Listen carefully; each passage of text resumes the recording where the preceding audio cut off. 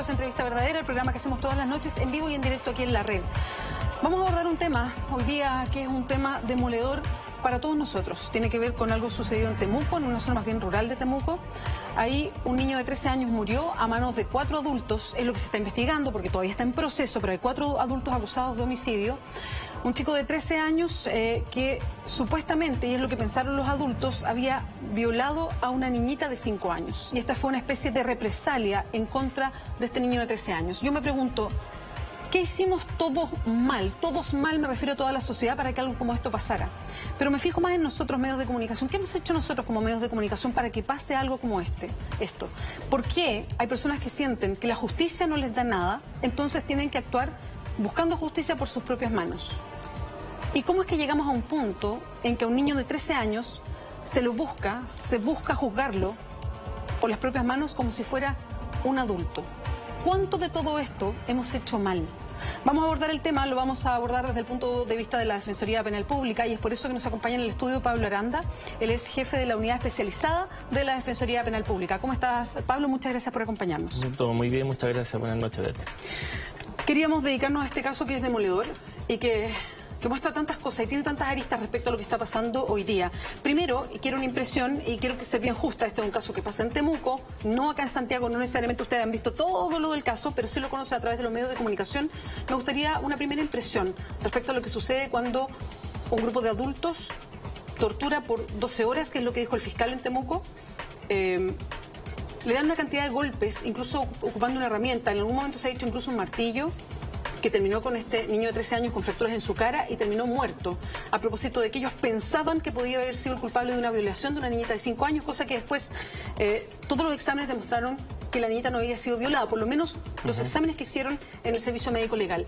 ¿Cómo reaccionan ustedes de la Defensoría, especialmente usted que está a cargo de la unidad especializada en este tipo de delitos, con un hecho como este? A ver, es un caso bastante demoledor, es un caso dramático. En el fondo, la forma en que violentamente muere un joven, un niño, en el fondo sin esperar un juicio, sin la posibilidad de tener un juicio, sin la posibilidad de acceder a defensa, es realmente dramático. Ahora, ¿qué nos está pasando hoy día? Y ahí me gustaría un análisis de ustedes desde la Defensoría, porque a ustedes les toca la pega de defender públicamente, cuando no hay un defensor, a alguien que está acusado de un delito. ¿Qué pasa hoy día con esta sensación que existe en Chile? Voy a hablar de sensación, porque después vamos a analizar las cifras, que me gustaría entrar a eso también, pero con esta sensación que la muestran las encuestas, los estudios, de que todos los chilenos le tenemos un temor muy alto a la delincuencia, pero concatenado con eso, nos pasa que sentimos que la justicia no responde como debería responder. A ver, es un tema bastante complejo, la verdad, porque la sensación de inseguridad que existe en Chile, la sensación de victimización, no se condice con los números reales de los niveles de delincuencia que tenemos en este país. Por ejemplo, desde el año 2011, que las cifras de justicia penal adolescente vienen bajando. Hace 5 años atrás era cerca del 10% del sistema, hoy día estamos bajo el 9%, en un 8,7, 8,8%. Sin embargo, eso, bueno, y recientemente además el Ministerio del Interior también sacó unas cifras oficiales respecto a que vienen también reduciéndose las tasas de delitos violentos. No obstante eso, la sensación de inseguridad sigue siendo muy alta en este país, que es en realidad un país, al mirar fríamente las cifras, es un país bastante tranquilo. O sea, te estoy hablando, después de Canadá somos el segundo país en América con menos tasa de homicidio, por ejemplo. O al mismo tiempo, después de Canadá y Uruguay, somos el tercer país con menos delitos per cápita, pero después de Estados Unidos y Puerto Rico, el tercer país con más presos per cápita. Por lo tanto, vivimos en una disyuntiva y una dicotomía bastante fuerte. ¿Por qué se genera esta sensación entonces de alto impacto de la delincuencia? Y aquí pregunto, ¿somos responsables los medios de comunicación? ¿Es responsable la actividad política, que toma muchas veces como una bandera de lucha política el tema de la delincuencia? ¿Es responsabilidad a lo mejor de tantas leyes cortas antidelincuencia que dejan establecidos ciertos parámetros con una resolución muy corta respecto a un tema que es muy profundo? Sí, bueno, es multifactorial, la verdad. No obedece solo a una razón. Efectivamente, claro, cuando uno ve televisión y te das cuenta que los noticieros solo parten con las noticias policiales y muchas veces parten con la audiencia de formalización, es decir, el día en que detienen a esa gente. Nunca muestra esa noticia, cómo termina esa causa a los 3, 4 o 5 meses después. Por lo tanto, claro, uno se queda con la sensación de que hay delincuencia a diario, que estamos en el fondo bombardeados por delincuencia. Pero al mismo tiempo también hay influencias políticas. Cuando pues, se promete abiertamente que la tercera es la vencida, que vamos a arrancar la puerta giratoria, que se les acabó la fiesta. Y la verdad es que, claro, las leyes que terminamos aplicando, la gente que trabajamos en esto día a día, están lejos de terminar con los factores de fondo, que son exclusión social, pobreza, falta de oportunidades, educación, salud, acceso a miles de cosas en realidad. Y la mayoría de la gente que está privada de libertad en este país pertenece a un estrato bajo con bastante deprivación sociocultural, la mayoría, y además jóvenes. Ya vamos a entrar a ese tema, pero me quiero quedar todavía con las cifras, porque tenemos primero esta sensación de que hay mucha delincuencia y si uno mira las cifras no es tanta. Y claro, hay muchos factores que uno puede pensar, lo podemos discutir también, de por qué tenemos esa sensación tan alta de temor a la delincuencia. Pero también existe una sensación, y quiero insistir con la sensación, de que tenemos un aparato judicial que no funciona, que los jueces, y se critica que son excesivamente blandos o amables con el que delinque, que no necesariamente ellos terminan presos, en fin. ¿Eso también es una sensación o es verdad lo que dice la cifra? ¿O las cifras muestran que efectivamente pasa eso? Mira, cuando he conversado con gente que no pertenece al mundo jurídico al respecto, claro, te dicen tal cual lo que tú me estás señalando, pero lo cierto es que esas mismas personas que creen que nadie queda preso, que esto es en realidad un entrar y salir al mismo tiempo, cuando tú le hablas de las condiciones carcelarias en Chile, todos también reconocen que hay un nivel espantoso de hacinamiento, de inhabitabilidad muchas veces. Estamos con una cantidad de presos importantísima, que además la agenda corta viene a aumentar el volumen de gente que está privada de libertad. Y no es cierto que aquí la gente no quede presa. De hecho, tenemos un volumen gigante. Nada más recordar, no sé si recuerdas el incendio en la cárcel de San Miguel, donde murieron 81 internos. Había gente privada de libertad e incluso por venta de discos piratas. Por lo tanto, no es imposible quedar preso en Chile, no es difícil, te diría incluso por el nivel de penas que han ido teniendo, sobre todo los delitos contra la propiedad. Se han ido subiendo reiteradamente. Y claro, si a eso le agregas que se van generando leyes que no miran el trasfondo, son las leyes muy cortas, la agenda corta, o las leyes con nombre, la ley Zamudio, la ley Emilio, que es cuando ocurre algo, entonces legislamos por ese hecho concreto y claro, no se ve el trasfondo del asunto y no se ataca el fundamento del problema. En el fondo. Pablo, usted trabaja en la Defensoría Penal Pública, que son los que defienden a los que están acusados de algún tipo de delito, de cualquier tipo de delito. Y la pega de usted también ejerció, hoy día está a cargo de una unidad técnica, pero usted también ejerció como defensor público. Y los defensores también lo que buscan es el mejor juicio para la persona, lo voy a decir así, a lo mejor no es la jerga de abogada perfecto, pero es favorecer lo más que se pueda a esta persona que está acusada de un delito. ¿Qué han visto ustedes en la práctica? Efectivamente, las personas se les da la prisión preventiva cuando se pide, generalmente quedan en libertad. ¿Qué pasa con las personas reincidentes? ¿Está esa información en las manos del juez? ¿Qué pasa con el trabajo de las policías? ¿Dónde está, y lo voy a poner así, el ripio en el sistema que nos puede quedar esa idea de que la justicia no opera? Mira, la privación de libertad en general en todo sistema penal se trata de utilizar como medida de último recurso. O sea, está más que probado que mantener a alguien privado de libertad no le estamos haciendo ni un bien ni a esa persona ni tampoco a la sociedad. No creamos que por estar encarcelando gente los delitos se están acabando o vienen a la baja. No ocurre así. Y la posición de la defensa depende del caso a caso. La verdad es que las medidas cautelares se discuten generalmente en las primeras audiencias y la prisión preventiva es la medida cautelar más grave que existe, más gravosa para el imputado, y la idea es que se ocupe o se utilice efectivamente cuando sea una medida necesaria. No se trata de que cualquier persona que cometa cualquier delito quede presa inmediatamente. La respuesta no es esa. Ahora, claro, la gente que ve en las noticias que hay un porcentaje alto de gente que se va en libertad, la causa no termina ahí. Probablemente en el sistema antiguo, antes de la reforma, no se sabía qué pasaba con esta gente.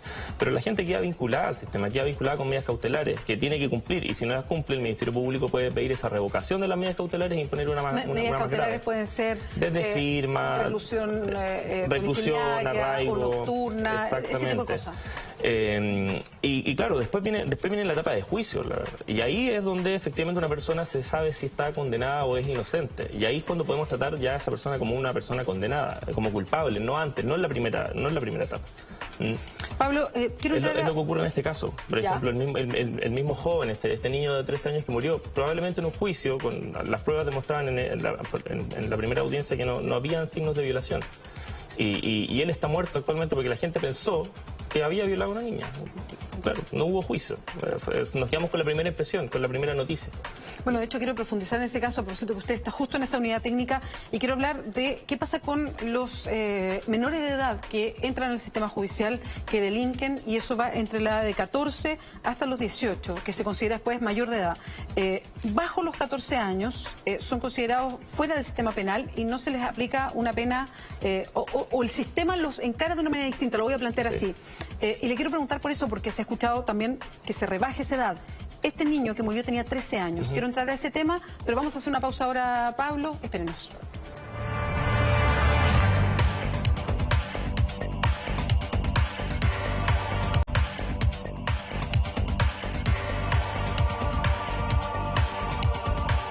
Sigues en Entrevista Verdadera, estamos conversando con Pablo Aranda, él es jefe de una unidad técnica dentro de la Defensoría Penal Pública.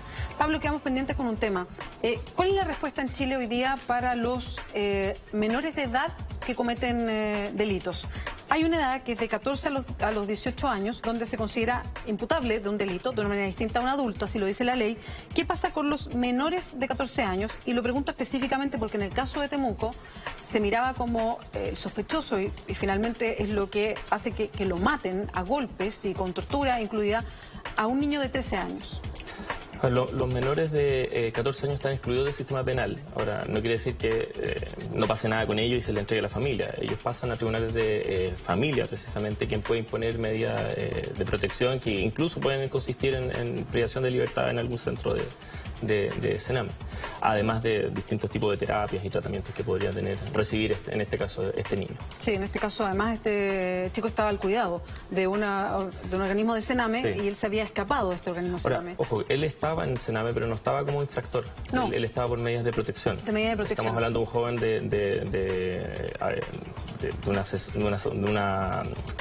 de un estado muy precario, en el fondo, que el Sename se estaba haciendo cargo de manera protectiva, no lo tenía como medida de castigo por haber infringido. Sí, es bueno que hagas la precisión porque efectivamente era por una medida de protección y él estaba en forma intermitente porque se había escapado varias veces del centro donde estaba. Pablo, hay presión política en algunos momentos cuando se habla de la delincuencia, sobre todo por la mirada de lo que pasa con los menores infractores de ley, de rebajar incluso la edad de responsabilidad penal. ¿Cómo se plantea usted, que trabaja justamente en esta área de la Defensoría Penal Pública? O sea, si me preguntas a mí, yo lo encuentro algo muy negativo, seguir rebajando la edad penal. Estamos hablando de jóvenes que no están de verdad en condiciones de entender un juicio penal. O sea, si la rebajamos mucho, bajo los 12 años, qué sé yo, no tiene ningún tipo de sentido. Es más, antes de la reforma a esta ley, la ley 20.084, el sistema solamente sancionaba desde los 16 en adelante. Antes, insisto, no es que se vayan a la casa, pasaban a un sistema de justicia en tribunales de familia, en el fondo, pasaban en tribunales de familia. Y lo cierto es que, bueno,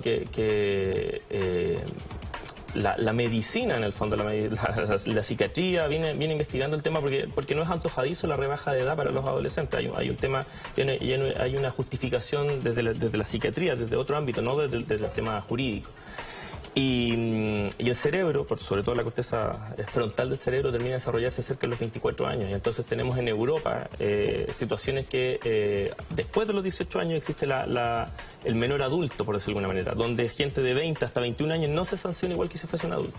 Por lo tanto, aquí estamos al revés, tratando de rebajar incluso la edad penal.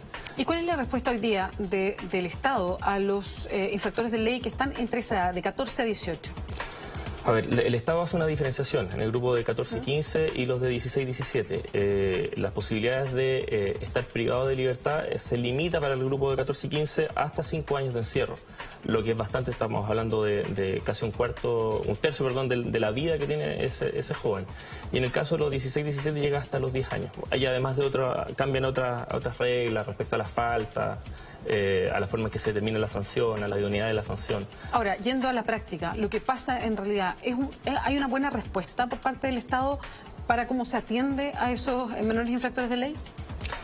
Mira, yo creo que la respuesta que da la ley 20.084 de responsabilidad juvenil es variada. Yo creo que hay respuesta más idónea y más atingente y otra que no es la verdad, no es idónea, no es la adecuada, en el fondo. Y eso depende del tipo de sanción, el tipo de medida cautelar. Hay sanciones, por ejemplo, que no han dado muchos resultados, como el sistema semicerrado, la verdad, las cosas. Y otros que sí han dado buenos resultados, como las libertades asistidas y libertad asistida especial. Perdón, las libertades asistidas generan una mayor reacción que un sistema cerrado de reclusión. Lo que pasa es que desde los mismos estudios de Sename, las sanciones de libertad asistida y libertad asistida especial tienen menos índices de reincidencia. Por lo tanto, uno podría decir, bueno, dan mayor resultado. Pero además no solo eso, porque la libertad asistida y la libertad asistida especial permite al joven mantener un contacto permanente con su familia, con su colegio, con su escuela. Todas las sanciones de encierro, que uno dice, bueno, lo vamos a reinsertar socialmente, pero para eso lo dejamos privado de libertad, cortan eso. Cortan toda la relación afectiva de ese... Estamos hablando de jóvenes de 14, 15 años, 16, 17, con su familia, con su red de amigos, con su colegio, con la polola, en el fondo... las posibilidades de que este joven continúe una vida normal después de haber estado privado de libertad son muy distintas a cuando un joven recibe una intervención estando en libertad y no cortando su proceso de desarrollo. Y quiero insistir con algo, y tiene que ver con las sensaciones. ¿Qué ha pasado con los delitos de menores de edad? Estos han ido en aumento, están estancados, han ido disminuyendo. E insisto también por el tema de las sensaciones de lo que pasa con la delincuencia en Chile. Sí, mira, los delitos vienen a la baja en general.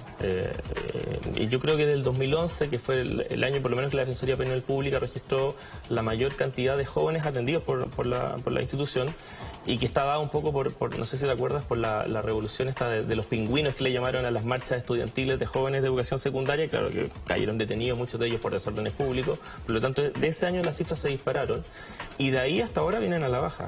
Una baja, teoría sostenida, no es una baja dramática, pero vienen bajando levemente. Por lo tanto, al menos lo que no podemos decir es que hay un aumento o una explosión de delincuencia juvenil. Eso no es cierto. Y respecto a los delitos, lo cierto es que el sistema penal en general está lleno de delitos que no son de una extrema gravedad. No es que estemos llenos de homicidios y robos. Pablo, ¿cuándo hablamos de extrema gravedad por preguntarlo de otra manera, mayoritariamente los adolescentes o los jóvenes que delinquen están detenidos o pasan a un proceso judicial por qué cosas? La mayoría, hurto, lesiones, amenazas. Y después vienen los delitos de robo, robo por sorpresa, robo de intimidación. Bueno, hay una clasificación, robo bien nacional, robo en lugar habitado, no habitado. La mayoría de la delincuencia juvenil en Chile se centra sobre delitos contra la propiedad. ¿Y qué tipo de hurto, por ejemplo? Hurto en supermercados, en grandes tiendas, en mall, es lo más común. Ahora, ¿qué pasa o cuál es el riesgo? Y aquí vuelvo al caso de Temuco en específico. ¿Cuál es el riesgo de que se exacerbe esta sensación de que hay una gran cantidad de delitos en Chile, que la justicia no está dando la respuesta adecuada y que hay un alto índice de menores de edad que está delinquiendo también? A ver, la cantidad de delincuencia, eso es fácil de demostrar porque está la cifra, que no solo de la Defensoría Penal Pública, los demás intervinientes que trabajan en el sistema penal tiene la cifra, muchas de ellas, yo diría todas son públicas y están en los portales web de la mayoría de las instituciones. Respecto a que el sistema no funciona, quizás, claro, probablemente la gente quiere justicia inmediata y eso es complejo cuando uno dice, bueno, primero investiguemos y veamos cómo sucedieron los hechos realmente. Por lo tanto, la reacción de la gente es a la inmediatez. En el fondo, si sorprenden a alguien robando, bueno, ahí lo agarran, lo detienen, si es que no lo linchan, lo torturan, lo entregan a carabineros. Como es un hurto, por ejemplo, o es un robo pequeño, queda en libertad mientras se investiga la causa, después recibe su condena. Pero claro, en eso la gente cree que esta persona se fue en libertad y no volvió más y no es responsable ante el sistema penal. Pero lo cierto es que no es así, que los delitos graves en Chile sí quedan privados de libertad, es cosa de visitar cualquier centro penitenciario de gendarmería o cualquier centro de régimen cerrado de Sename, para darte cuenta que sí hay jóvenes, y sí hay adultos privados de libertad. Y todos los días están tanta gente, tanto en medidas cautelares, tanto como gente condenada. Pablo, y mirándolo desde dentro, porque usted es parte de la Defensoría Penal Pública, entonces conoce todo este sistema, tiene las cifras en la mano. ¿Qué se puede hacer? Y esta es una opinión personal. Yo no sé si la Defensoría también ha sido tema de debate o de conversación, pero ¿qué se puede hacer para tratar de manejar el que las cifras corresponden a la sensación que tenemos? A que las cifras alimenten lo que efectivamente pasa y nos quedemos con una sensación a lo mejor distinta, porque yo no quiero minimizar las sensaciones, porque cuando uno tiene temor a la delincuencia, bueno, no hay nada que hacer. O sea, uno tiene temor y yo creo que todos hemos pasado por eso. Y lamentablemente no tiene que ver con las cifras. ¿Qué se puede hacer? ¿O qué puede hacer el sistema como para tratar de que las cosas se equiparen? Mira, te diría, lamentablemente, el Poder Judicial, el Ministerio Público y la Defensoría somos instituciones que intervenimos dentro de un ámbito jurídico. En el fondo, no estamos haciendo publicidad de esto continuamente, ni política, digamos. O política, no hacemos las leyes con las cuales nos toca trabajar. Pero claro, tiene que ver con un tema desde la educación, desde cómo demostramos cómo funciona el sistema penal chileno, quizás falta difusión en el tema, pero lo cierto es que, claro, por ejemplo, la Defensoría creó un sitio web, el Proyecto Inocente, donde está documentado todas las personas que están privadas de libertad, ya sea por error en el reconocimiento, en el trabajo policial, en que se equivocó la víctima, y son casos documentados, o sea, no estamos tirando cifras al voleo, casos con nombre y apellido. ¿Cuántos casos hay ahí en el Proyecto Inocente? Es que es una cifra que va en aumento permanente y casos incluso que han sido públicos. Por ejemplo, me acuerdo perfectamente el caso de Pablo Maquena, no sé si te acuerdas que... Claro, que es un caso similar al de este niño, al niño de Temuco, donde a él lo acusan de un abuso sexual con una niña. Por suerte, en el caso de Pablo Maquena había unas cámaras que, claro, demostraron al día, los 2 días, que no había habido delito. Pero si no hubiese habido cámara, probablemente, y si no hubiese sido Pablo Maquena, quizás esa persona también habría estado privada de libertad. Así de fuerte, en el fondo. Y Pablo, volviendo al mismo tema, al caso de Temuco, con este niño que termina muerto, y es un niño, quiero insistir en eso, tiene 13 años, o tenía 13 años. ¿Cuántos de estos casos pasan? ¿Son poco habituales, son muy aislados? ¿Están en aumento? Casos como el del niño Temuco. Este es bien extremo, pero que me refiero a eso, a tomar la justicia por las propias manos, tener esa sensación de que, o porque es menor de edad, no va a tener no va a pasar por el sistema judicial, o sentir que no va a haber ninguna responsabilidad, que va a salir libre, que, no sé, que las policías van a hacer mal la pega, que el Ministerio Público también, en fin. A ver, afortunadamente los casos de esta gravedad no son muy escasos, y por eso también el impacto y la alarma pública que pueden llegar a generar. Ahora, hace un tiempo atrás también hubo de este tipo de casos donde detenían a alguien en la calle acusado de algún robo y lo amarraban o lo golpeaban, y eso, claro, son casos que hace 10 años no se veían en mucho menor medida. Quizás lo complejo de eso es que estamos haciendo, la ciudadanía está haciendo un juicio inmediato, o sea, ahí mismo, sin tener ningún tipo de prueba. Y claro, muchas veces van a detener al verdadero autor del delito, pero va a pasar en otros casos que no va a ser así. Y las consecuencias son nefastas y muchas veces muy difícil de ser corregido. No sé si te acuerdas del caso que también fue mediático que lo llamaron el violador de Ñuñoa. Una persona acusada de 3 violaciones, claro. Sí. A esa persona le quemaron la casa, le reventaron la casa, o sea, una persona perdió todo y después por pruebas de ADN se mostró que no tenía nada que ver en las violaciones que se están investigando. Entonces, claro, eso es lo complejo de la reacción visceral y sin ningún tipo de juicio, sin ningún tipo de prueba, sin ningún tipo de proceso, en el fondo. Y eso es complicado, es complejo. Ahora, tenemos también por otra mano que hemos seguido como medio de comunicación casos bien emblemáticos, tristemente emblemáticos, de niños que han pasado por el sistema judicial y que lo hemos ido viendo en las noticias por años, hasta que llegan a ser adolescentes y que entran y salen. Uno de los casos que quizás más recuerdo es de Cristóbal, que lo conocían como el Cizarro, y que era un chico que a los 10 años tenía casi un prontuario y le fue persiguiendo y siguió entrando y saliendo del sistema, entrando y saliendo de problemas, entrando y saliendo de centros de reclusión. Entonces uno se queda con ese caso y se queda también con esa sensación de que a lo mejor porque son menores de edad no se pueden manejar. No, mira, la verdad es que de hecho, bueno, antes de la respuesta, el caso del Cizarro, él funcionó súper bien en un programa que estuvo harto tiempo vinculado con su delegado y él estuvo un tiempo que incluso dejó de aparecer en los noticieros.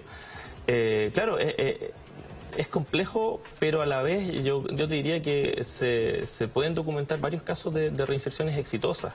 No es que todo esté perdido. Pero a esa no le hacemos seguimiento.